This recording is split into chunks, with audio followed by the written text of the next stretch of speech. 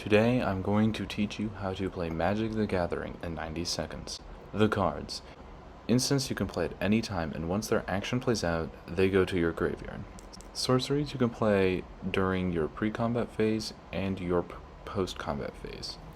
These also go to your graveyard once the action follows through. Enchantments can only be played at the same time as sorceries, but its effects remain on the battlefield even after it's cast. Creatures can only be played at the same time as sorceries and enchantments and remain on the battlefield. Lands can only be played on those certain phases as well, and only once per turn. The turn phases are as follows.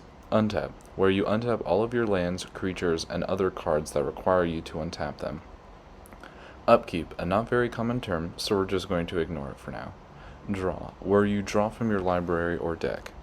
Pre-combat phase. Here you can play lands, creatures, enchantments, and sorceries.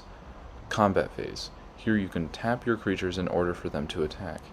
Post-combat phase. Here you can play a land if you haven't already. End phase. This phase can also trigger certain abilities, but they're not that common, so we're just going to ignore them. These are lands. You can tap them to create mana. Mana is used to cast spells. This is the mana cost. It requires 2 blue mana and 3 mana of any color. The amount can vary from a single mana to massive amounts such as 11. This is the description of the card, basically telling you what the card does and when to do it. This is the attack power and the toughness of the creature. The number on the left is the attack power and the number on the right is the toughness. And now you've learned how to play Magic the Gathering in 90 seconds.